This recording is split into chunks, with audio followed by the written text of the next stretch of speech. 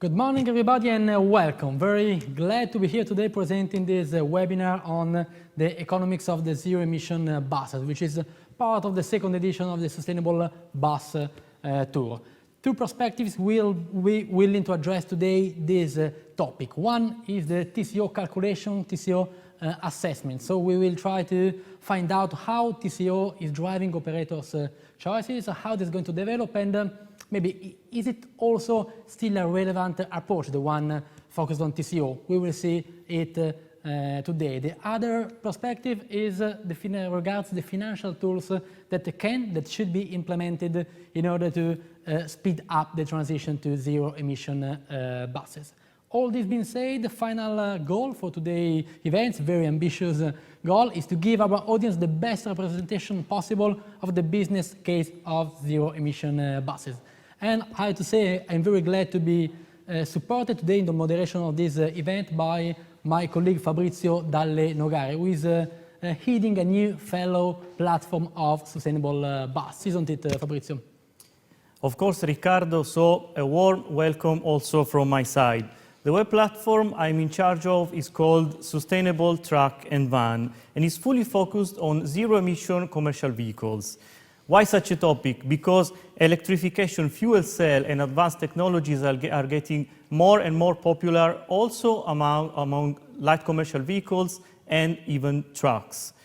But back to business. We have quite a rich agenda in front of us today, starting with two introductions, which will be held by Oliviero Baccelli, who is Academic Fellow Department of Social and Political Sciences at Bocconi University, and Arno Kerkhoff, Head of Bus Unit at UITP. Then there will be room for the experiences and outlooks of two giants of the public transport world. Tom Cunnington, Head of Bus Business Development, Transport for London, and Josep Maria Armengol, Director of Bus Technology, TMB Barcelona. But this is not all. It isn't. It absolutely isn't. With us today, Fabrizio, there is also a batch of representatives from the bus-related industry. With us, Jean-Marc Boucheret, Sustainable Mobility Manager at Iveco Bus, Alexander Schabert, Senior Director, Global Bus Sales at ChargePoint, Valerio Vadacchino, Head of eBus Global eCity at Enel X, Claudio Serrele, CEO at Volytica Diagnostics, finally, Miguel Franco, Vice President Business Development at Stratio. Here we go.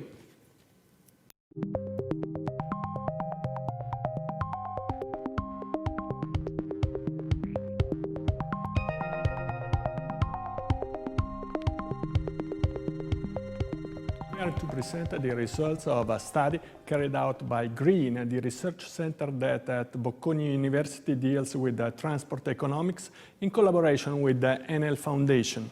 The title of the research is Scenarios and Perspective of Electrification of Public Road Transport.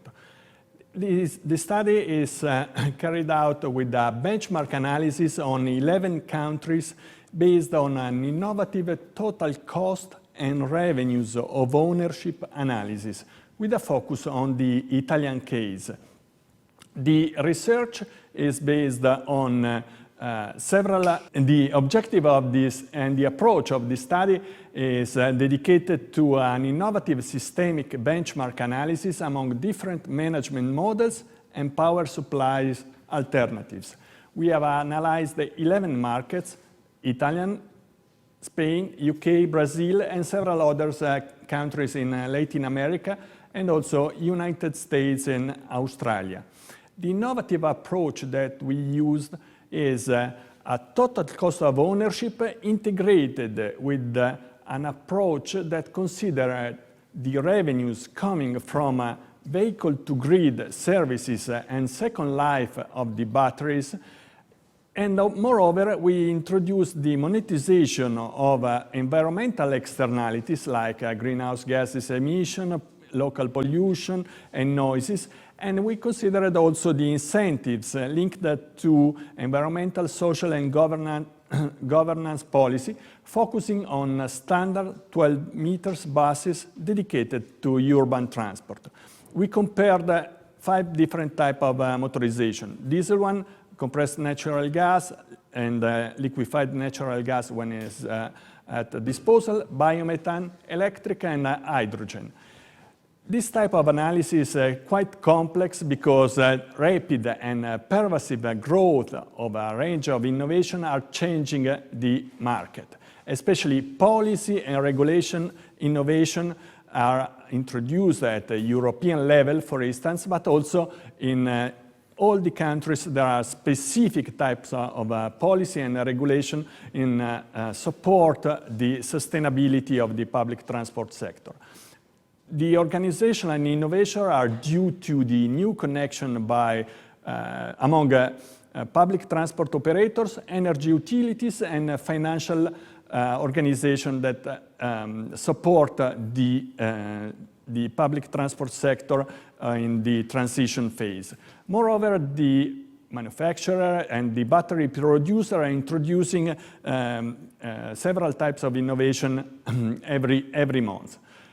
Therefore, the analysis has to be complete and systemic, considering the cost components, the revenue components for the company, and also the social cost components. Among the company cost components, of course, we had to consider the initial bus investment, but integrated with all the infrastructure costs related to the charging infrastructure, the depot charging or the opportunity charging. Then we considered all the operational cost, maintenance, energy cost for traction, and also the extraordinary bus maintenance that for battery electric buses is quite complex because it requires replacement of the batteries, while for the internal combustion engine buses we considered the transmission components cost during the life of the buses. Among the revenues that we considered, we introduced new components that are the bus-to-grid services in supporting the dispatching services market and the end-of-life batteries valorization. These two components are potential revenues for a public transport operator. In the medium term, this type of services are becoming more and more relevant thanks to the new European Union regulation concerning, for instance, the recycling components of the batteries. At the end, we added an analysis related to the social cost. Therefore, we considered all the environmental externalities in order to better understand all the effects of this transition to low emission or zero emission buses. We constructed 3 different types of scenarios in order to better understand the policy and the managerial implication of this decision on fleet renewal. The first type of scenarios with the 3 different time frames, 21, 2025, and 2030, is called the current policy scenario, and is combining the classical total cost of ownership analysis with the available incentive. The second type of a scenario that we considered is called a comprehensive scenario, that include the total cost and revenues of ownership, the incentives, and also the internalization of the externalities. While the third scenario, the long-term market, it includes all the total cost and revenues of ownership and the externalities, but not the incentives. The results of the classical total cost of ownership analysis in 2021 underline that all the internal combustion engine buses and electric buses are almost at the same level, with the diesel still dominant in terms of savings for public transport companies in 2021, while in 2022, the analysis show that the results of the economies of scale in the production and the economies of specialization by the public transport operators can reduce the cost of the battery electric buses, and therefore the full electric option is already competitive against diesel in 2022. These results are based on 12 meters buses on urban areas for 55,000 kilometers per year. The advantages of the full electric option is increasing until 2030 thanks to the reduction of the upfront capital cost of buses, batteries, and infrastructure for recharging. The total cost of ownership in 2030 is considered 20% less compared to internal combustion engine buses. For scenario 2, the comprehensive one with the total cost and revenues of ownership analysis, incentives and externalities underline the importance of the monetization of externalities and the importance of the synergies with the electric market and the protection of the residual value of the batteries. Therefore, the differences among the different motorization in terms of total cost and revenues of ownership is quite large and is very relevant in the medium and long term. In 2030, the savings with the battery electric buses compared to internal combustion engine buses is approximately 33%, while in terms of externalities, the savings are much higher. If we compare a 100% renewable energies fleet compared to internal combustion engine Euro 6 diesel one, the savings are approximately 92% in terms of reduction of all the externalities, local pollutants, greenhouse gases emission, and noise. The third scenario, the long-term market scenario, is very similar to the second one because at the Italian level, the role of the incentives is not so relevant. Therefore, the results are quite similar to the second scenario. While for other markets, like the Spanish one or the British one, the difference is higher because the role of initial investments for low emission or zero emission buses is much higher. The key themes and trends arising from the total cost of ownership and scenario analysis underline several elements that are considering very interesting. Because for the Italian case study that we briefly described before, the initial investment cost for battery electric buses are much higher, almost the double compared to the diesel buses, while the operational and the maintenance costs are much lower. In our analysis, the operational cost of battery electric buses are 54%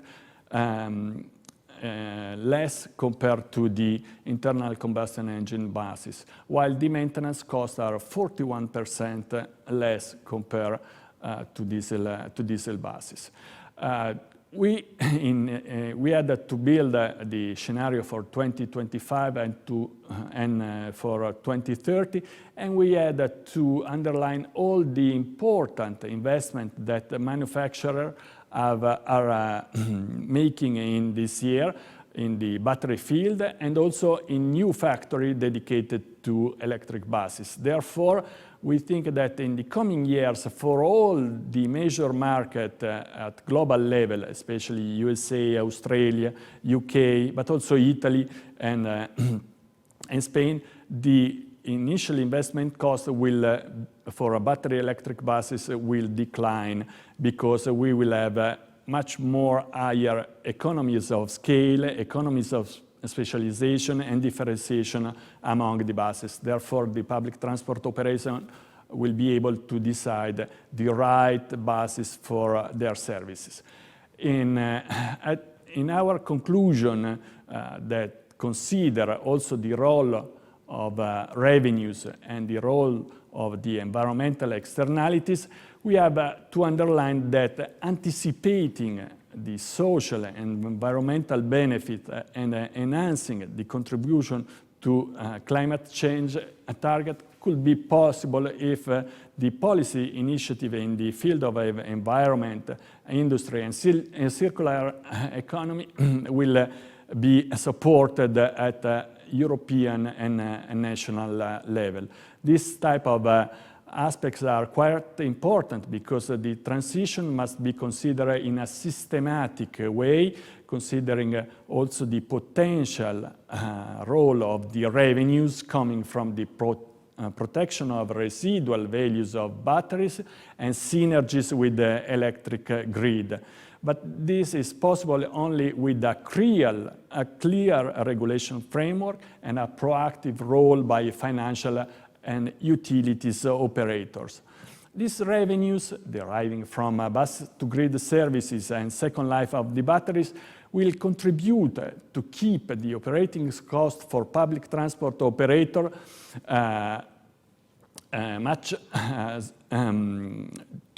to be as low as possible, with the potential benefits also for public finance.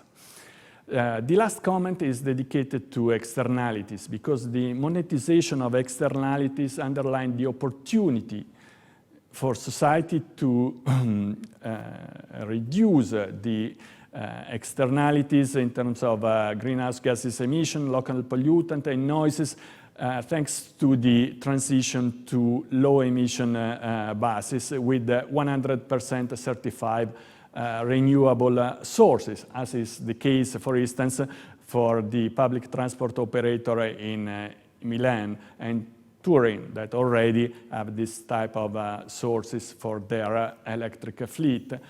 And this means up to 10,000 euro annual value reduction of the cost of externalities for each bus, underlining that efficiency and sustainability could go together in this transition phase. Thank you so much, Professor Bocelli, for the very rich analysis. You made clear what I mentioned before, that TCO maybe should not consider the ultimate parameter. TCRO comes into play, as mentioned in the study by Bocconi University and Enel Foundation, and the slides will of course will be available on the website. In the article we'll be publishing with also the video of the webinar after today, very shortly. So glad to have here also the UITP, so the Global Organization of Public Transport, in the person of Arno Kerkhoff, that will be addressing still the topic of TCO, but with the approach of some practical advices and suggestions to operators on the TCO topic. Hello, Arno, and please. Hello. Thank you for having me on the panel today. And a pleasure for me on behalf of UITP to contribute with latest information and knowledge from the bus members of UITP regarding the TCO question. No challenge come without opportunities. And we believe and we hear from our members that the introduction of electric buses and the change of the systems is a great opportunity to rethink and optimize the current bus systems. It's also a great opportunity to revamp the image of the urban bus. So when we look at the TCO for e-bus operators, the deployment of the e-buses, they raise manifold questions. Yeah, we see that those questions can be formulated as two main questions. In the end, it's always about how much does it cost? How much does it cost as an e-bus, as the vehicle, but also the whole system change? And the other question is around what is the most efficient solution regarding the local context. With the local context, we mean the bus operators city system or the national reference system. What is also important, and what I would like to share here, is that the TCO question is always situated from a certain point of view, and it's important when we share knowledge to also to be clear if the point of view from where the TCO is, I would say, shared is known by both parties, and also for what purpose a TCO question or a TCO model is being developed, and for what reasons. So the work from UITP in the end aims to explain and share more the concepts to help to define the local TCO for bus operators and authorities. And the parameters have been clustered in three main types, of which the first one are all the parameters that are linked to the electric infrastructure cost, including electric chargers, the connections of the chargers to the grid access. So all the items around the infrastructure that come on top of the buses. Second category is detailing the parameters around the vehicle, and of course, specifically the high value component of it, battery. And then we look at the energy and maintenance savings that are associated with those parameters. The third part of the parameters, I would say as a main type, are trying to conceptualize the operational costs, but related to the new constraints. So this is a kind of categories quite specific for operators who make a system change from diesel bus to electric bus, and to answer, for example, the question, can the buses be replaced on a one-by-one basis, or do I need more buses, additional buses, as compared to the previous scenario, in order to make the same timetable under on the new constraints? And then, last but not least, a more specific category on the positive externalities. So we asked and we exchanged with members how they deal with this in their city, in their country. And you are maybe mainly speaking here about pollutants, about the CO2, about energy consumption, and in some cases also noise externalities. So you see here the upfront cost, capital costs of the buses, which are a factor around 2, sometimes to 3 higher as compared to diesel buses. But I would say depending on the city and depending on the operator who's making the TCO comparison, we see that there are scenarios where the TCO over the lifetime is getting pretty much competitive as compared to diesel buses, if not even more beneficial for electric buses. And also, third learning around more about the assets is the asset lifetime of the vehicle. So there are discussions in specific networks to consider if the lifetime of an electric bus should not be considered as being longer than a diesel bus. And here we are still collecting experience, because it takes time, of course, to operate the buses to build the experience. And the big, also, I would say, question mark or more a piece for the work in progress is around the batteries. That is to see if the batteries should be only considered as a capital item that needs to be renewed somewhere half-life the bus, or if it could be considered also as a revenue item inside the TCO modeling. Then also about the factors affecting the TCO. So this is interesting more for, I would say, the comparison of the TCO outputs from city to city, besides the input parameters. That say, okay, there are also, from a national perspective, very important underlying factors that can affect the TCO. One of them, for instance, is about the balance of renewables in the energy mix. Is it low? Is it high in the concerned country? Similar goes for the factor around the existing public transport network. Are we talking about a city that has already tram or light rail or trolleybus catenary in place, and where it can be maybe used for e-bus charging? Is this high or low? This again impacts the TCO. The same goes for the fuel taxation that can favor electricity in some countries. Is it high or is it low? This differs quite a lot. And the same goes for the bus funding regime that is in place. Is that already mature to allow cities to benefit from it, or is it still in the planning or in the making? So we try to also take into account these factors for the TCO as a whole. And yeah, maybe last but not least, also a few words about business models as such for the operators. So we have made a study with the Transport Economics Committee. We are mainly the economical and finance directors of the operators represented, and we released a large-scale bus electrification knowledge paper last year. And yeah, the main recommendation here is focused on the collaboration between transport authorities and operators. So electrification requires a good strategy and an efficient delivery to cope with all the changes.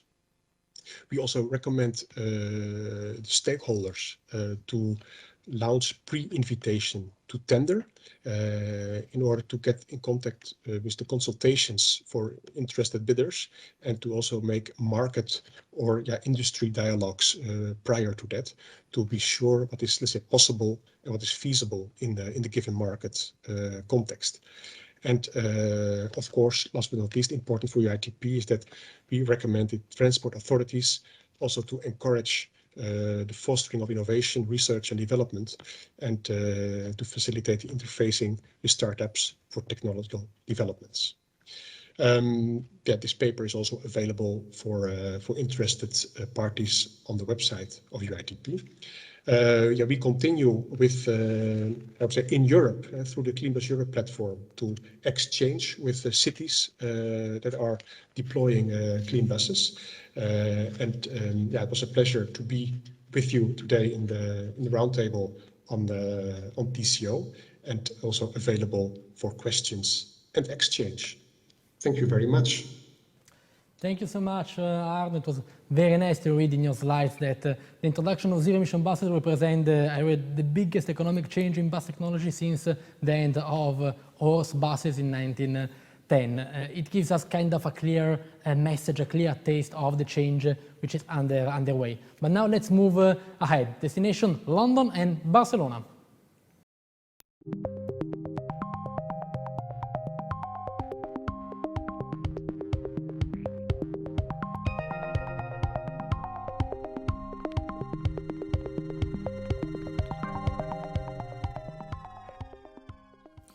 Last year, the Mayor of London announced that only zero-emission buses will be purchased from now on in London. Good morning, Mr. Cunnington. May you please outline which is TfL roadmap and what does this mean in terms of investments and business case? Costs to be carried include not only the vehicles, but also depot reorganizations, I guess. Hello, and thank you for inviting me to this webinar. So you're right, the Mayor last year confirmed that we would move our deadline for an entirely zero-emission fleet forward from 2037 to 2034. And we've got an ambition as well to move that forward even sooner to 2030. And I just want to give the context of that. London has got the biggest bus fleet, we believe, outside of China, with just under 9,000 buses in the fleet. And already we're on our way towards that zero emission destination with just over 800 buses currently zero emission. And by the end of this year, we should be over 1,000. And in terms of the investment that really means, of course, as the Mayor has said, every new bus that we order into the fleet now will be zero emission. We've actually been doing that now for about 2 years. So the last diesel powered bus entered the fleet just under 2 years ago. And we've got a very young fleet as well, which is important to note. We've got a fleet that's about 6.5 years old. So that will take a little time to run through that number of buses, because we've invested very hard into Euro 6 to make sure we do everything we can in the short term to improve air quality in London before we move on to the journey of electrification with the fleet that we've got. I think the other difference that we perhaps have got in London and the UK is the vast majority of our bus fleet is double deck. And therefore, we've had to work with the suppliers of vehicles to make sure they could develop products that are zero emission and double deck with the number of people that we need to take on them. We don't tend to have articulated buses in the UK. And while we've got about 25% of our fleet is single deck, the vast majority is double deck. And the challenge has really been over the last few years working with the suppliers to make sure they can build products that have the range and the quality of vehicle that we need in London.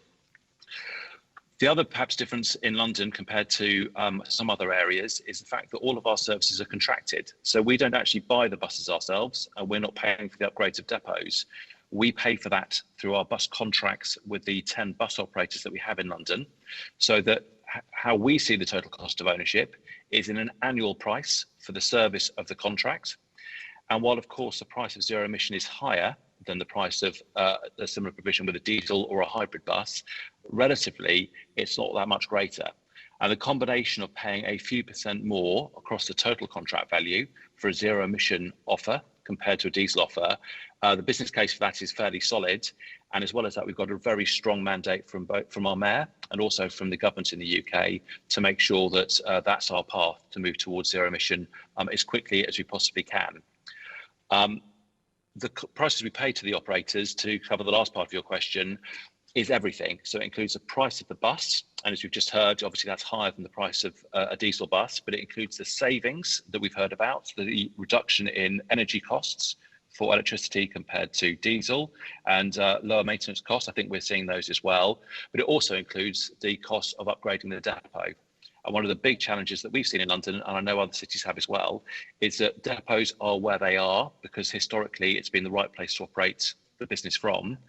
Sometimes it's quite cheap and quite easy to get that depot upgraded to zero emission, to electric. In other cases, it's very difficult just because of the location that depot is and the distance it has to travel from the substation to get into the depot. So those costs are also picked up in our contracts, and the operators invest that money in both the vehicles and in the depots, and they get that money back from us over a period initially of 7 years, and hopefully they can get a second contract or a longer contract to get that paid back over a longer period. Thank you, Tom. Yeah, I mean, 800 buses in operation in London today. I heard quite impressive. We'll be back to you in a moment. Just move to Barcelona for a while with Josep Maria Armengol, which is Director of Bus Technology in TMB. So, Josep, we share the TCO calculations that on which the energy transition plan of TMB Barcelona is based. Please. Thank you very much to give the opportunity to explain what we are doing in TMB. Firstly, we want to say that we have a transition map for 2024, and nowadays our fleet is we have only 30 electric buses and 8 hydrogen buses. The rest of the buses is 40% of CNG, and the rest is diesel and hybrid diesel buses. The idea is in 2024 to have 25% of the fleet in electric vehicles, and the idea is to continue with this test of the hydrogen buses with 500 buses. 500% of buses. Our fleet is more or less 50 buses. And we continue with the CNG technology. The idea is to continue with the CNG technology and reducing the diesel buses. What is our criteria in TCO? Our criteria in TCO, we are been calculating with this effective assessment a long time ago, and the idea is to calculate for 15 years. The replacement is 1 electric buses for 1 diesel bus or hydrogen bus. Why? Because we don't know to calculate more buses and more drivers. We compare different technologies, and when we calculate for 18 hours running the buses If it's not possible to complete to fulfill the service during one day, we don't use this technology. For example, the electric minibuses. Talking about the operations, the capex, typical capex in the calculation of the TCO, buses and infrastructure. In the operation, we evaluate two technologies. What we have just tested in our fleet with 30 buses, articulated buses, is the opportunity charging. And the next one that we are going to buy is the overnight buses. These opportunity buses we use to charging stations in each terminal, because to avoid a queue of buses in the rush hours. When we're talking about the technology, the hydrogen technology, we have two methods to invest in infrastructures. One method is to buy your own infrastructure, and the other is to use a public infrastructure of hydrogen. We have launched a tender for this second case, and the hydrogen station is from the manufacturer, and we use them. And this use is for these 50 years in 2024. About the chargers we use on the depot, we try to maximize the power of these chargers because we. Talking about the other OPEX technology is about the energy. Energy is more or less 30% of the TCO, more or less in the older technologies. We have to say that in the last months or years, the energy has changed a lot, following to be the 30%, but it has increased a lot, for example, in electric buses. The price of this issue in the TCO. About the maintenance, when we talk about the workforce, more or less is the same. We are focused in the training of our our mechanical people, because we want to try to invest in the training, in specific in electronic issues. About the spare parts, we evaluate that the cost of the spare parts would be more or less the same, probably a little less. But talking about the big spare parts, we don't have the cost of the typical diesel buses, that is the cost of the engine and the cost of the gearbox. But we put here, this is a capex, but we put in the maintenance cost the cost of the batteries. If the manufacturers don't put here the cost of the maintenance of the batteries for long life,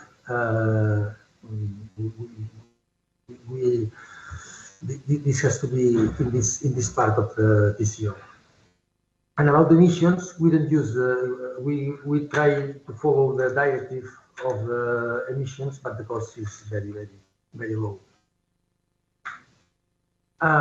When we talk about to be zero emissions in the future, not in 2024, in 2030 or more, this is a quite important investment for public companies like us.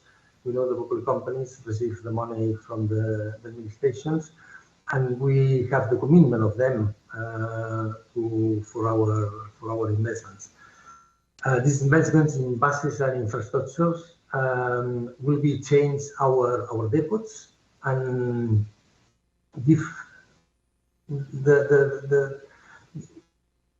we are in a typical transition to know what is the more effective technology. For example, we have 40% of CNG buses, that if we don't continue, if we continue with CNG, probably this is the empty technology, and probably we will change.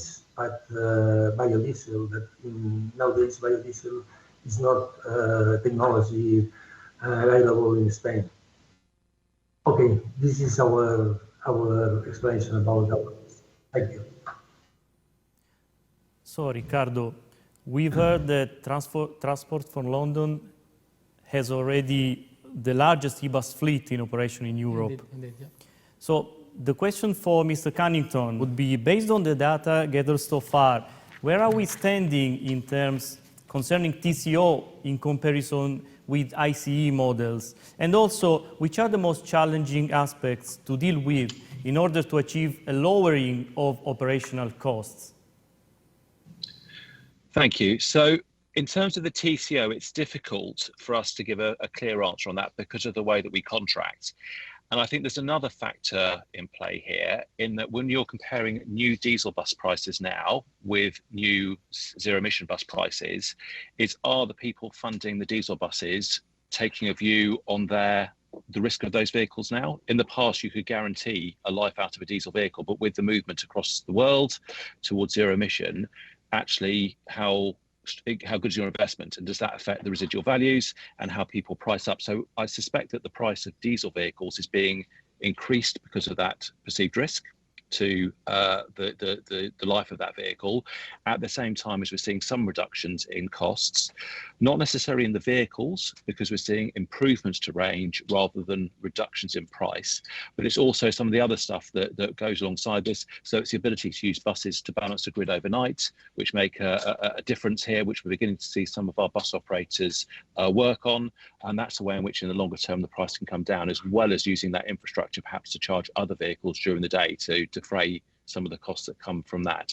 So we are seeing a closing up on price on average of the TCO compared to diesel, straight diesel and hybrid vehicles, but it does vary by route, and it depends very much as well on the range of the vehicles. Most of our routes we are, as Barcelona are, replacing 1-for-1 with vehicles, but on some routes we're having to put in an extra bus or two because the charging cycle means that you need to do charging during the day, and that you need an extra vehicle or two to make sure that you can run the full service for the 18 or 24 hours a day that it operates. In terms of the challenge, I think the biggest challenge is the cultural one, actually. It's of recognising this is no longer just a fleet replacement. This is a change in approach, and that approach has got to work throughout the business. So there are great opportunities here in making depots cleaner, in bringing in younger people, perhaps who perhaps may not have wanted to work on heavy diesel engines, who may be very pleased or far happy to work on the technology that's within the buses that we've got being built and being delivered now. And it's also that piece around making sure that the drivers know that they need to drive the buses in a different way. You know, the way of perhaps being the way in which you use acceleration and the brake on a diesel bus or a hybrid bus, that needs to change now to adapt to the different technology, the different drivetrain, to get the best out of the vehicle as well. And just the way in which you think about the schedule, the way that perhaps you would have sent the bus out in the morning and it would stay out all day and you didn't need to worry about the fuel inside it, you worried more about the driver duties on it. You now need to think far more carefully about evening out that mileage. So the move to zero emission vehicles is a big cultural change for those operating the buses to deal with. And I think the other opportunity that comes to that, though, of course, is that we are now changing our offer to our customers. So whilst it does cost a little bit more to go to zero emission, the great opportunity now is to harness that change we're making with our zero emission vehicles to encourage more people to use our buses. Because if we're genuinely interested in making our city zero emission, changing our bus fleet to zero emission is only half of the story. The other half is getting more people out of private cars onto public transport and walking and cycling, because it is that reduction in congestion, it's that reduction in private car usage, which actually makes the bigger step, we believe, towards decarbonisation. So for us, it's around making our fleet as attractive as possible. It's about attracting customers to our services, which not only help to reduce congestion on the road networks, but it also, with the additional money coming through the fare box, pays for the additional cost of moving towards zero emission. So that's where we're not fully there yet, but that's what we're working on at the moment. And we've recently published a bus action plan that links together that whole story. The decarbonisation isn't just about the vehicle itself, it's around the whole package of what you offer to the customers and your role in the city. Thank you, Tom, for mentioning again the fact of like the transition has the opportunity to revamp the image of public transport. I read recently, and it was very curious, that in the UK, in some towns where there are e-buses, in the e-state announcement for houses for sale, in some of them there is written, this house is on an electric bus network. And this gives kind of an idea how the picture is quite bigger than just the vehicle and the network and the public transport strategies, indeed. Thank you so much, and focusing on one of the key aspects of TCO, which is maintenance, okay? So Joseph has before mentioned that TMB is carrying the maintenance in-house, and we would like to ask you, Joseph, there is a lot of saying about e-bus maintenance cost to be much lower than the one of ICE vehicles. Which is your experience on this? How do you expect this to maybe evolve during time? So focus on maintenance costs, please. Let me go deeply when we are talking about the electric buses and we talk about the maintenance. We have different parts. The first one is the battery. The battery and the battery cost along the life. To avoid any unexpected issues related to the batteries maintenance, in our tenders, we ask the manufacturers to present the cost of the batteries throughout of its life. If they think that they have to change the batteries, they have to put the price, and then this price we add to our TCO in this part of the maintenance. If they warranty the batteries service, okay, it's more or less a service contract, but it's not a contract. If they warranty the batteries for its life, the batteries that we buy with the bus, then we put 0 in the maintenance cost. This is very important because this affects to the AdWord of the manufacturer or AdWord or who will win the tender.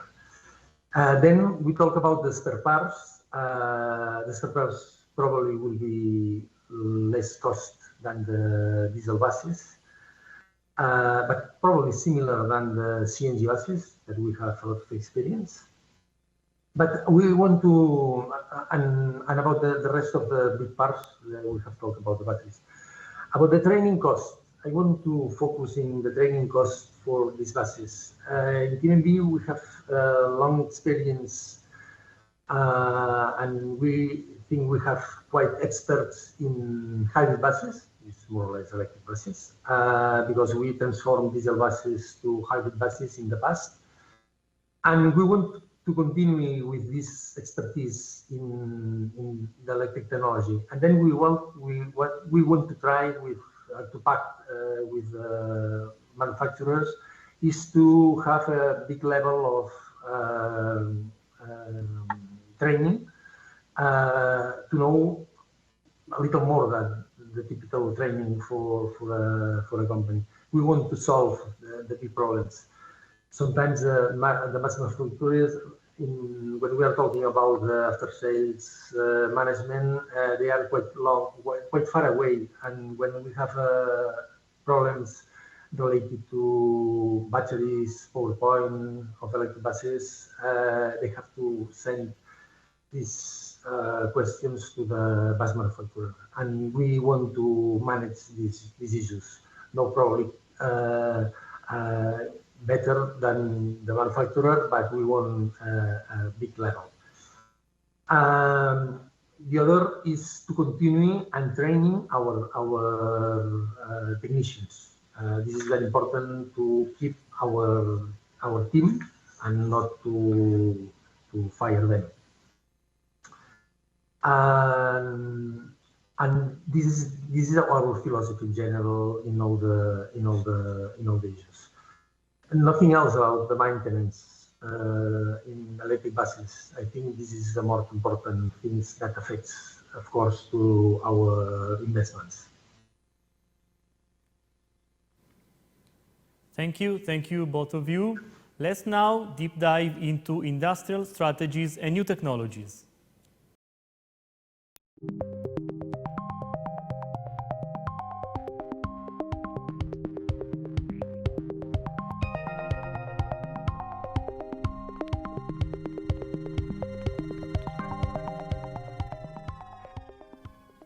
energy transition is bringing to a reshaping of manufacturers' activities.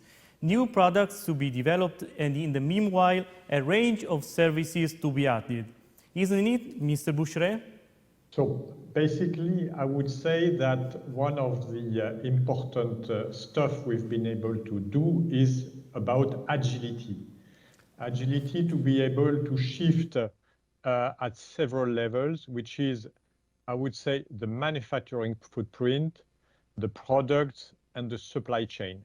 I think it's all very integrated, and our ability has been to be, in fact, agile, to shift from internal combustion engine to a hybrid powertrain, and to hybrid powertrain to the electromobility, and also to dedicate our factory production sites to the two main pillars which drive the energy transition today, and particularly for Iveco, which is the vehicle compatible to the Clean Vehicle Directive, and I want to say electromobility and gas mobility. So now, basically, our footprint is really dedicated, Annonay on the internal combustion engine and the alternative fuels, and Rorthais with the production of the electric range of the E-Way with the Heuliez installation. With the experience that we've gained with these first hundreds of vehicles, we clearly see the benefits for customers to be there with a certain series of services. I mean, first, the consulting services on the energy and power need. This is very important in order to specify the vehicles with the right energy and the right power that is to be delivered, that we adapt. The second one is on the connected vehicles. So we have launched our Iveco One telematic platform.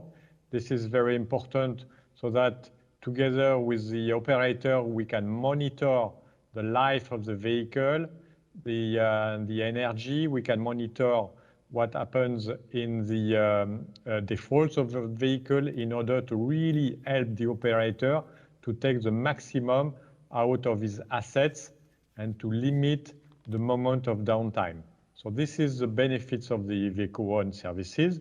The second one is, I would say, to be on board with our dealers that are all across the territories, that are on site available to not just maintain the vehicles, but also provide the service contracts, especially for the newcomers in electromobility that don't have the know-how, that don't have the premises to accommodate with these new energy buses.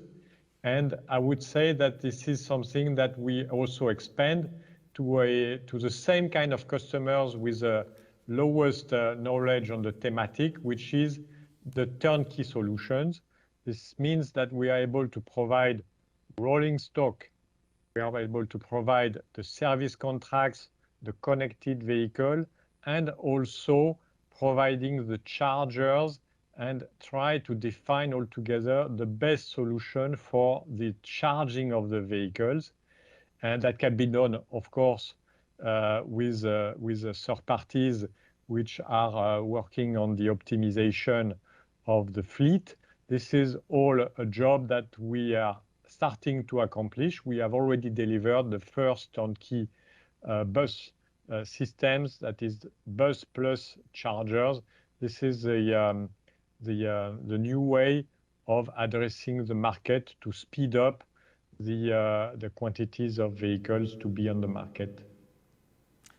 Thank you, Jean-Marc, for pointing out how it is truly a reshaping, Fabrizio, of the duties of OEMs. Because on one side, large OEMs becomes at the beginning of the e-mobility transition something more kind of bodybuilders, because most of the components come from outside. And in the same time, they are due to provide also services. They become service provider. But let's move on with Claudius Gele, which is not only the CEO of Volytica Analytics, but it's also a great disseminator of battery-related topics and an appreciated contributor of Sustainable Bus, where he handles the knowledge series article, The Battery Cycle. So good morning, Claudius. And long story short, the e-bus battery is the most important part at all in an electric bus.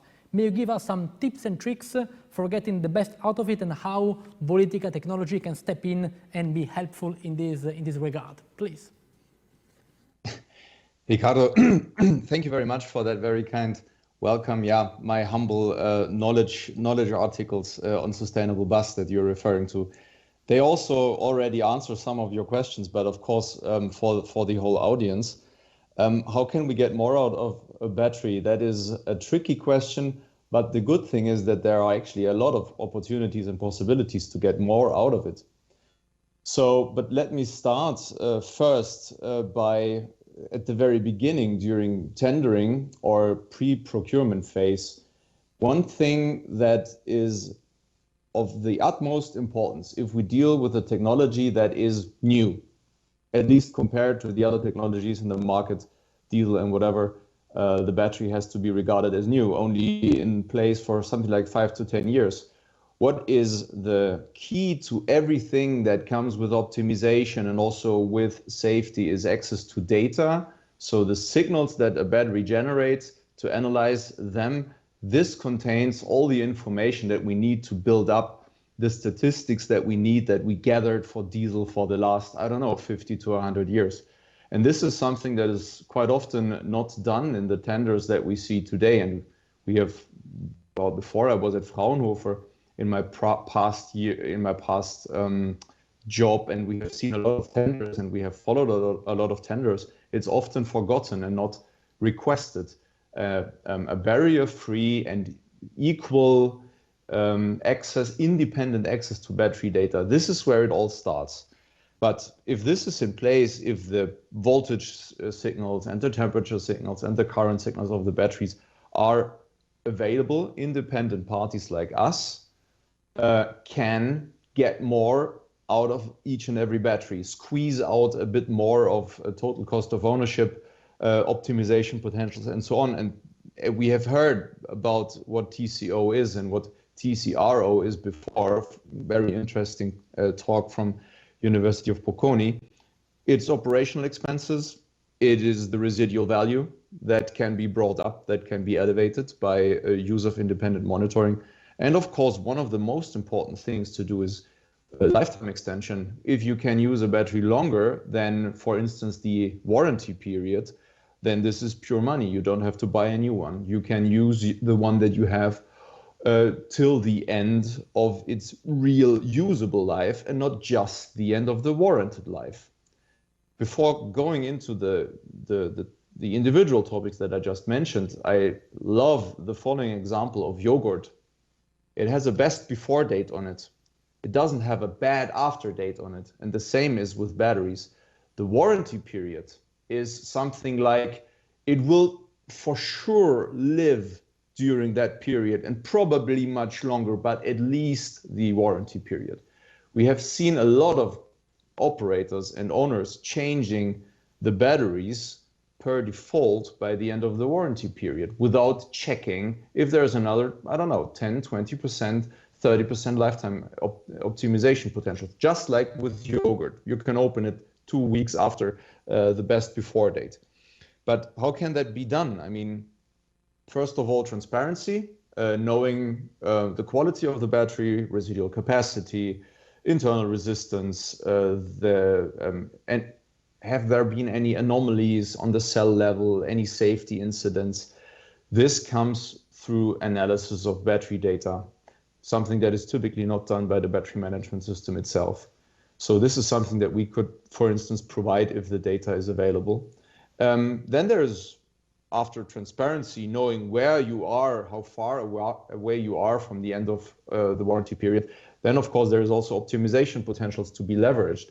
We see often batteries are parked full in buses. They are parked overnight at 100% SOC. This is the worst thing that you can do for most of the lithium-ion technologies. It would make sense to lower that only by 5 to 10% to get 5 to 15% longer lifetime. So we would call that stress level reduction, reducing the stress level on the battery to extend the lifetime. And of course, something that is very relevant in the future to also reduce the cost, the total cost of ownership. And I think that hasn't been covered before is insurance costs, which will rise given all the fires that we have seen.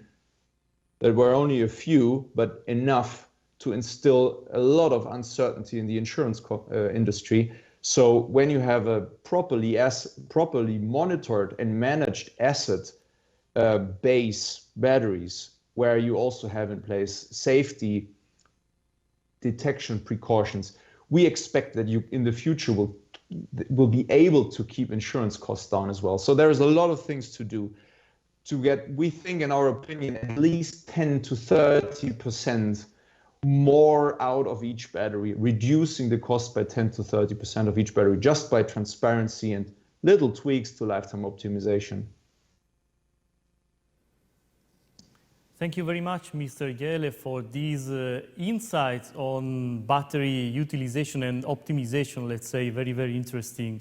Now, we know that besides being a utility and infrastructure provider, Enel X has launched an e-bus as a service activities in Latin America.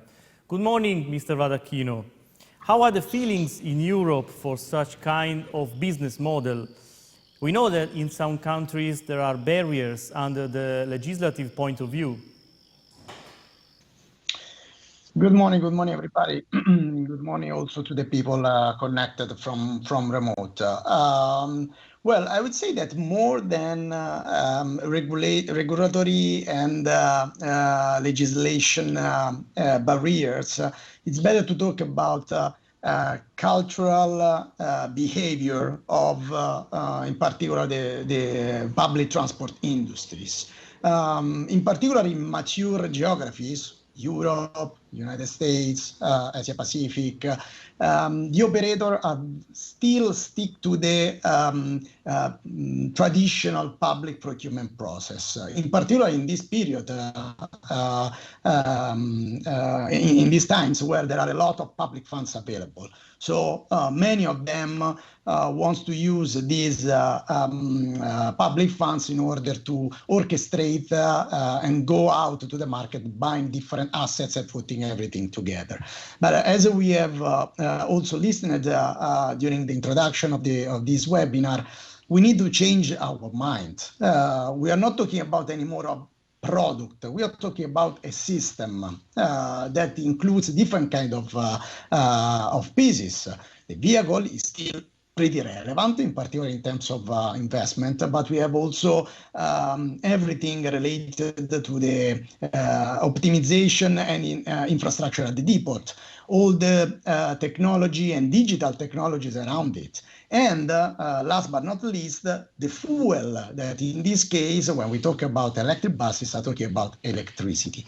So the success of our service proposition in some part of the world, but I would say that also Europe is starting to get in traction, is that we are not talking anymore about a bus, a charger, energy infrastructure. We are talking about electrified kilometers. Because at the end, when we talk about public transport service, we are talking about people that runs the service and the company. We are talking about tools that support the company to better offer the public transport service. And we are talking about assets. So those assets that are buses, depot, and all the services around this, at the end delivers to the public transport operators kilometers to be run in order to offer the service. So many public transport operators now are really looking at these electrified kilometers as a real way to embrace this energy transition. Because at the end, within these kilometers, they could have availability of the asset, services to maintenance the assets and to monitor the assets, battery in particular, as Claudius was mentioning before. They have the infrastructure at the depot that are needed in order to guarantee that those buses can really run all the kilometers that they need to do each day and each week of the year. And then they have the energy. So in a fixed long-term price and service, they can have what they need to run the service in a safer, cost-effective, and comfortable way, with a well-known and predictable budget to be included into their business plan for all the lifetime of the contract. So we are seeing also here in the mature geographies, the operator changing their mind. And so we believe that with this change, there will be an acceleration of transition to electric buses. Thank you, Valeria. Electrifying kilometers, quite a, sharp expression. We really see that as a service models are going to play a higher role as much as we get along on the transition way. Until now, we have already been talking a lot about data, about analytics, about software, about batteries. And among the latest findings of Stratio, which is a software company focusing on predictive maintenance, there is a research project focused on the battery cortex, aimed at developing machine learning models in order to perform battery predictive analytics. Miguel Franco, which is the ultimate goal of this project, and how does this fit into Stratio activities? Sure. So thank you for the invitation, and been a pleasure to listen to everyone that talked so far. So some of us already mentioned, and the electric vehicles are now a new technology, right? And the upfront cost of electric bus is still very high when you compare it to ICE bus. So nowadays the fleets, they have a challenge to understand the life cycle costs of buying electric bus and understand the real TCO of this investment over time. And exactly one of the things that we can do to support these electric investments is with the predictive battery analytics that will extend the life of the batteries, which is the most expensive component. We already talked about it today. And so this will lower the total cost of ownership of electric buses, and also the battery degradation. It will lower the total cost of ownership of electric buses, and the battery degradations are crucial for the forecast and planning of the fleet operation, since the asset value will depend a lot on the life of the battery. So how we can support it, and you mentioned the Cortex. Our technology, we combine a large-scale data processing and machine learning models to do the predictive, to identify internal battery faults. That's the core. Also to predict battery range over time, and also to help the fleet operators plan their operations in a way that optimize the battery life of this component. So talking about the predictive and the visibility over internal faults, this is a very strategic advantage that will lower the total cost of operating electric bus, since it will prevent the costly downtime and expensive of unplanned trips to the workshop. I mean, if your electric bus is going to fail, you will have a lot of costs, not just to bring back the bus to the workshop. The maintenance costs related to it are also very big when we are talking about the batteries. Also, the range limitations that will make you some logistical problems to the operators.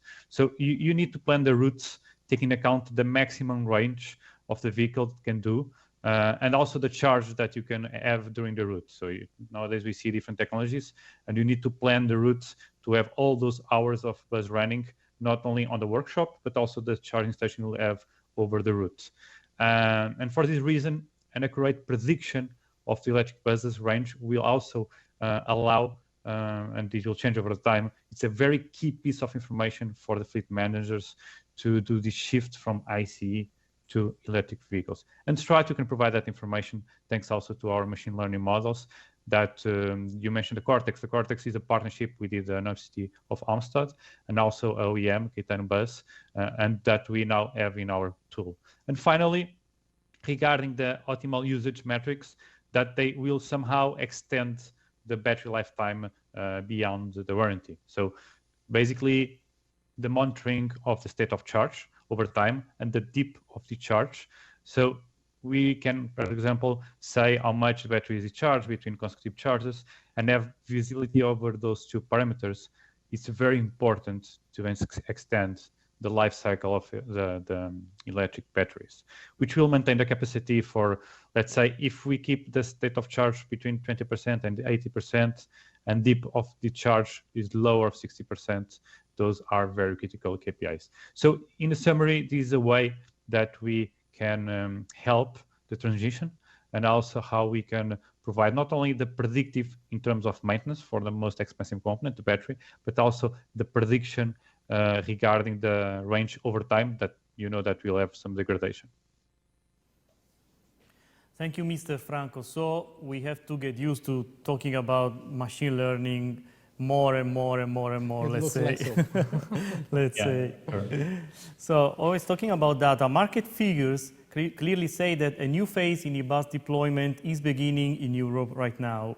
Alexander Schabert, ChargePoint, the 20% share on the e-bus market exceeded last year may be considered as a watershed moment.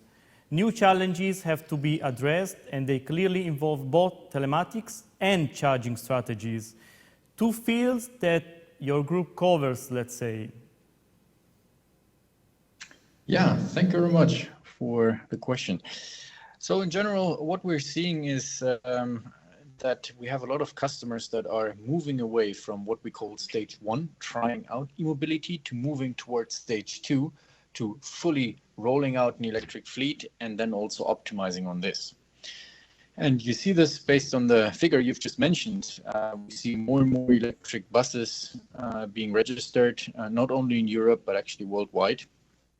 And with that also comes a very high growing number of total vehicles.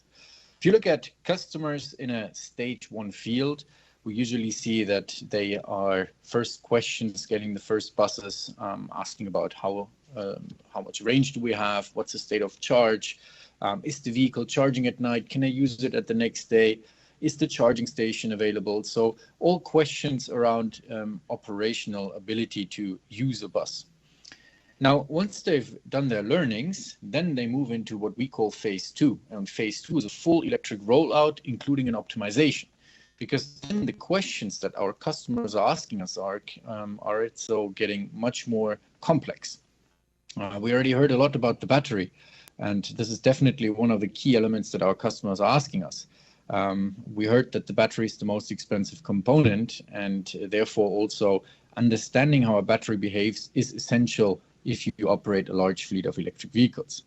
Next to that, looking at the charging stations, we create with much more vehicles that need to be charged at the same yard, of the same area, a high power peak, and therefore balancing out this power peak, reducing these peak moments and flattening it out is one of the key to implement smart charging.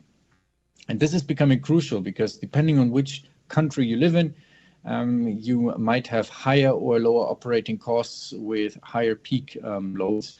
And therefore, this is one of the key factors to save costs on running an electric bus operation smoothly. And then it's not just about the vehicle and the charging station, but it's also providing context.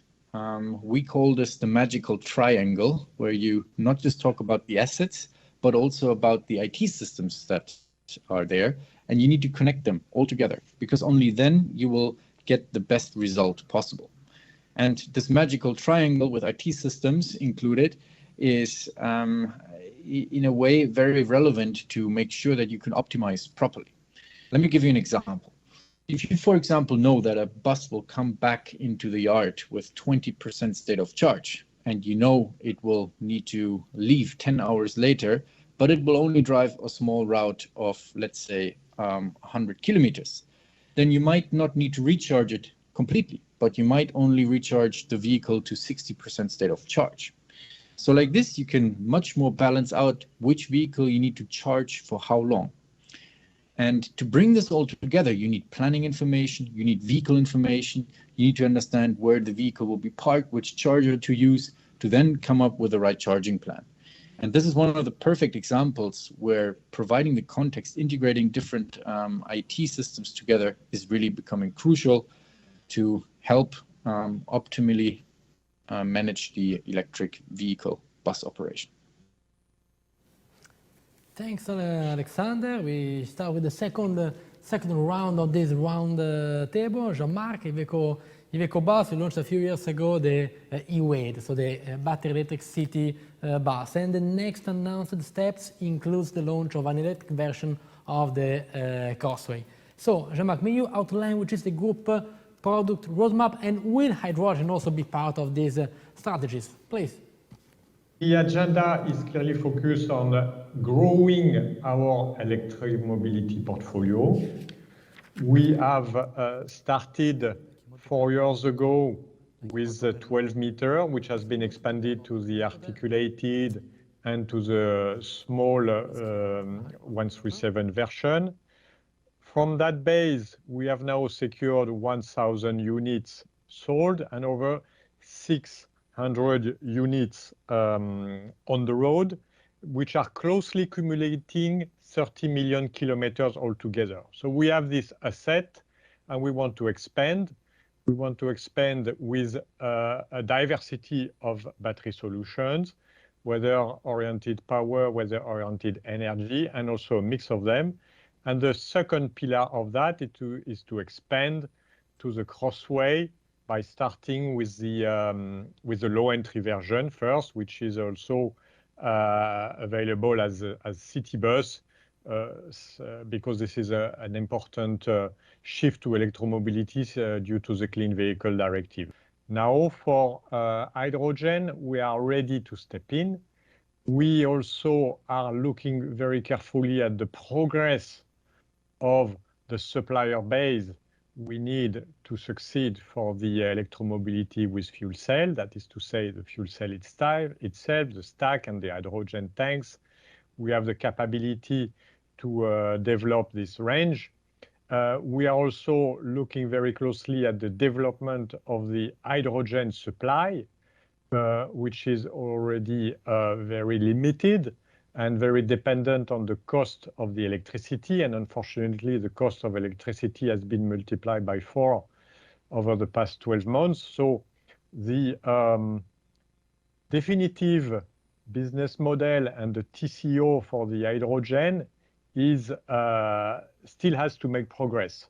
But we believe that it will come at a point where massive production of hydrogen will be available in some strategic areas in Europe, and this will boost the potential of this energy concept and this type of vehicle. Claudius Jele, a very topical subject for you, e-bus battery safety.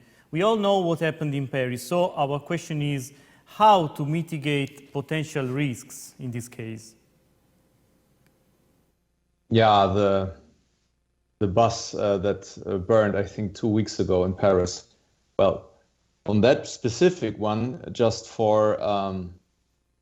because it's a good topic, I think the technology used in that specific one was a high temperature solid state battery, which is kind of exotic. So I would exclude this fire a bit from what we typically think when we think about e-bus fires, because this is a very exotic technology that has been used with driving at higher temperatures, even in normal circumstances. But still, yeah, fire and risk. I mentioned it before. We see that the insurance industry is getting a bit nervous about that. Still, there was recently, and I think it was also published in Sustainable Bus magazine at the beginning of the year, together with some experts and then professors, we had a short article. The audience might want to have a look at the February magazine, where we talked about safety and all the incidents. If we look at Scandinavia, we see that the fires among electric vehicles are probably 20 or 5 to 20 times lower than for internal combustion engine vehicles. So that said, the technology is quite safe. When it burns, then it has a catastrophic effect because you can almost not stop the fire. So what can you do? Well, typically, and even in the video of the bus 2 weeks ago in Paris, you can see, and it also kind of makes sense, that a fire, if it is caused by the battery system and not by periphery, by the charging plugs, which is also a very typical reason for fire. If the fire is caused by the battery, then it starts with a single cell, a failure somewhere in this large and rather complex system, the battery, which consists of hundreds or sometimes thousands of cells. In the video, you see a pit, small piff, and then the fire starts. And there are precursors for fires. You see in data, and we have seen that with a bus that we analyzed last year, I think it was in Cologne, that you see on the single cell level, if you analyze data, and you don't necessarily need the data from every single cell, but just the big picture, you see that there are precursors, internal defects in the batteries, typically lithium plating caused by too cold or too fast charging. They slowly but steadily propagate in these cells. You see that in the analyzed data, and the first indications can be months before that there is kind of an anomaly. And when it starts to go south and when it starts to go wrong, you typically would have a lead time of some days, at least some hours. Last year, it was, I think, 17 days. The effect that came before the incident made itself noticeable 17 days ahead, more than 2 weeks. You can see that. But at the moment, it's not systematically done. Battery health and safety is not systematically analyzed by the operators and by the owners. So there is technology around, not only from us, also from other players, that can forecast if something is going wrong and also recommend to lower the risk of safety, because it has detrimental effect on the industry. And it's unnecessarily so. This is my opinion. Thank you, Claudius. Indeed, very bad effects on the popularity of e-buses, of public transport. Also, Fabrizio, bad effects on the insurance cost you mentioned before, because blazes, I guess, are not very good for, for recasting insurance costs and the topics you mentioned before, Claudio. Many thanks from my side. Another kind of tricky point on e-mobility is undeniable, the skyrocketing of energy prices we are witnessing these times. It is a trend which is leading to much more attention to the topic of reaching some degree of independence from the grids, so thanks to a self-production of electricity. So I guess the key word may be mentioned as microgrids. So Valerio, Vadacchino, Enel X, which are challenges and potential of this subject? Well, you say right, Riccardo. In all the e-bus project that we have developed and we have in execution, we have either installed or at least evaluated the installation of distributed generation at the depot. Obviously, in accordance with the wish and the desire and the requirements of the operator. The reasons why are mainly three. One, as you said, resiliency of the infrastructure. At the end, we are talking about a public service. So those buses needs to go out in the morning whenever they need to go, no matter what. So many operators, on top of having connection to the grid, they want to have some redundancy in the availability of electricity at the depot. So distributed generation, in particular renewable distributed generation, solar PV, energy storage as well, can be helpful in these regards. The second one is saving. We are experiencing, all of us, individuals and companies are experiencing this period, in particular in this part of the world, very high volatility of energy prices. So with the need to run the service every day, no matter what, You cannot, as operator, decide, okay, today the electricity costs too much, so I cannot charge the buses and I leave the passengers along the streets. So you need to go out. So how to reduce this dependency to electrons coming from the grid with distributed generation. And then the third one that is becoming relevant in many markets, in many countries, is the opportunity of additional revenue streams. So using these on-site energy assets to offer flexibility services to the market. But let me share a couple of numbers just to give to all the audience an idea of the benefit of having distributed generation on site. Let's talk about solar PV. A urban electric bus in average consumes more or less 48 to 50 megawatt hour of electricity per year. If we take into consideration the area covered by a 12-meter electric bus, we can install in that area, on top of that area, around 6 kW of power coming from solar PV. And again, considering an average ratio of solar PV production across Europe, let's talk about Europe, we can assume that these 6 kW solar PV can generate in 1 year 12 megawatt hour of electricity. So 25% of the electricity demand of a single 12-meter bus can be covered with the production, on-site production coming from solar PV. So it's a huge contribution. Obviously, it needs to be properly managed together and integrated with the charging system at the depot in order to get the most in terms of benefit from this installation. Talking about potential opportunities or additional revenue stream that of using these on-site distributed generation assets, let me share a couple of numbers on a project that we have in operation in United States, in Martha's Vineyard, very nice islands outside New York. We are working with the Martha's Vineyard, the public transport operator, and we have installed 50 kW, 500 kW solar carports integrated with the 1.5 megawatt hour battery storage that have the main goal to recharge their 16 electric buses that recently put in operation. But on top of that, we are also managing these assets in order to sell the capacity of this distributed generation into the flexibility market of the transmission, independent transmission system over there.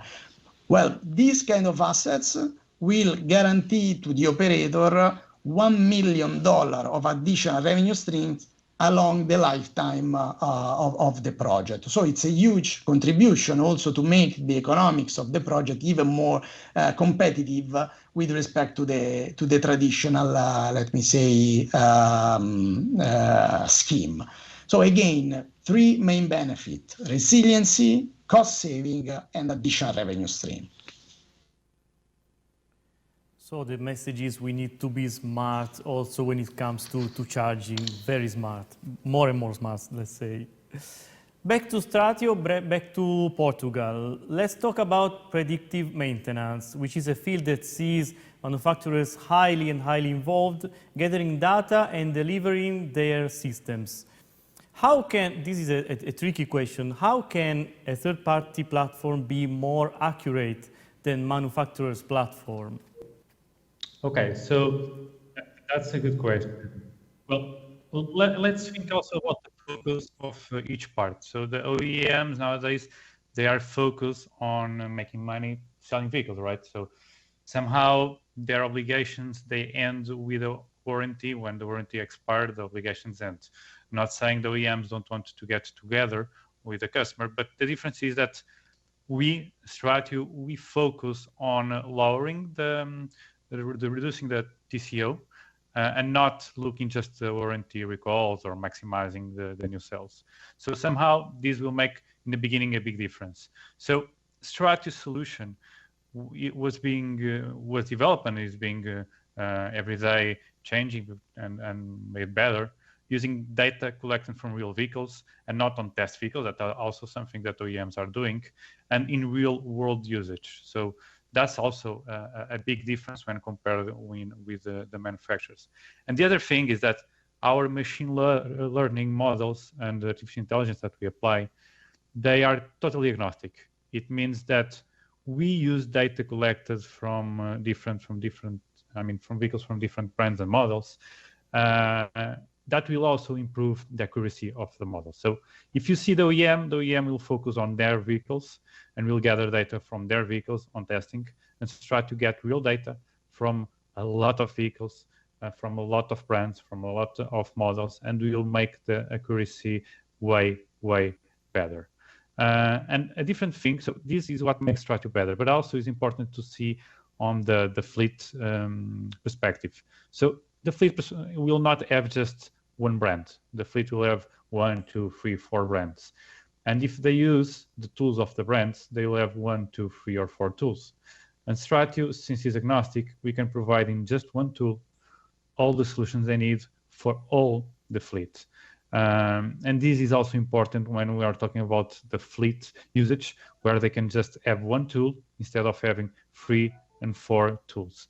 So, of course, I mentioned that OEMs are very focused on their vehicles, but it's also true that Stratio is also working together with some OEMs to deliver our predictive analytics as an add-on to their customer. So not only we are getting data from our research, we are also getting data also from the OEMs and working together with some OEMs to make our service, in this case, more and more accurate. This will also help the OEMs to anticipate and quickly address complaints. So they want the customer happy, and we work together to make sure the vehicles are always on the street and not having unplanned breakdowns. Well, thanks, Miguel, for accepting the challenge of this tricky question. And we are now approaching the end of this web event. So with Alexander Schaber. So ChargePoint says, I'm quoting, that it has the most complete set of solutions for electrified fleets in Europe and North America. So building off this position, I'd like to ask, in a moment where we see delivery trucks, e-delivery trucks are on the ramping up phase, may we imagine for the future any weird synergies between transit operators and logistics operators using a kind of third-party owned charging hubs, let's say? Is this a feasible development? Did you have maybe any case study ready? So please, Alexander. Yeah, thank you, Ricardo. So in general, if we talk about ChargePoint, we are the leading provider of charging solutions in Europe and North America. And we focus on all different aspects of charging. That is charging at home, charging at the office, charging at the retail location, or charging for fleets. And what we see at a lot of customers, also especially at fleet customers, is that you have a lot of mixed use cases. So already within your own company, you don't just have fleet charging, but you also have employees that have electric cars. They want to charge. They also need a solution for charging at home, their vehicles. And like this, you always get a lot of mixed use cases already. Now, when we talk about sharing charging infrastructure, what here is really important is to understand a little bit what is the use case and how can two different use cases work together. So if we now look especially at the fleet segment, then looking at buses, we see that a lot of them are already in this stage 2 full rollout. We see a lot of charging infrastructure, whilst we see the van segment following closely, and then the trucks, which are starting up right now. Most of our truck customers are still in the stage 1, and they are moving towards the stage 2. However, a lot of them have their depots in a very close proximity to each other. And I just recently talked to a customer that had a situation where all the buses are charged in his yard, and next to it are all the garbage trucks for the city. And they now also want to electrify, and they might be interested in sharing somehow the charging infrastructure. And what he mentioned was very interesting. He basically said, well, there are two ways forward. Phase one is we don't share charging infrastructure, but we share the transformer capacity. Like this, you have different charging infrastructure connected to the same transformer capacity. And looking at the use cases, you could then say from a specific time window, more in the afternoon when the buses are still operational, these garbage trucks usually come back in and then they recharge. And whenever in the evening, night, the buses come back, then they take the transformer capacity to recharge. And this is, in my opinion, a very interesting way where you still have individual charging infrastructure. Why? Because the vehicles are not all parked at the same yard. They are parked at two different locations. But you can still share the same transformer capacity, which is also limited because you can't get unlimited transformer capacity on a couple of locations in a very close proximity to each other. The alternative, what we also see, especially if we look at logistic hubs, we see that different operators, so different owners of, for example, trucks, of vans, come then to the same logistics hub to load new goods, for example, or also to have to wait to make sure that the driver times are properly kept. And what we see there is also new business models on how you can operate and finance charging infrastructure. Because the key here is you want to bill the individual customers for the energy that they recharge for their vehicles. And what we see here is that you could think of a business model where the site owner, who also owns and operates the logistic hub, could purchase the hardware. But theoretically, they could also outsource it and have someone else purchase the hardware, install it there, operate it, and then basically the site owner gets a fee for having a charging station placed there, and the asset owner of the charging station then has a business model of charging the individual vans, trucks that are recharging, and like this makes the money. So we see a lot of interesting aspects there when it comes to sharing charging infrastructure or even sharing transformer capacity. And what is important here to mention is that if you think of an all-in-one solution, you can't just think of hardware, you can't just think of software, but you also need to look at the complete surroundings. And that's where we have also designed a couple of financing options where our customers then have the full picture of buying to leasing the hardware, or even to work with a finance provider that will then operate the charging stations for them. So, Alexander, you mean that the experience gained in the bus sector can help concretely fleet owners in the truck sector? For example, you were mentioning garbage trucks to build larger fleets, even sooner than expected, we can say. Yes, I mean, we see that in a lot of electric bus yards, we have a different other fleets in the proximity. We have, for example, garbage trucks around the corner. At the one specific customer, we also have some logistic hubs around the corner. So you could always think of a mixed use case because these fleet depots are so close to each other that you could at least either share transformer capacity or a charger capacity. Thank you. Thank you. Thank you very much on my side also. I guess we are really approaching the end of this web events. I don't know you, Fabrizio, I learned something. I know that TCO is just 3 letters. Me too. Yeah, but a lot of question marks, isn't it? Yes. Yeah. But I know also that the industry is quite full of players, and it is just up to PTOs and PTAs in finding the right partners that can allow them to squeeze TCO more than possible.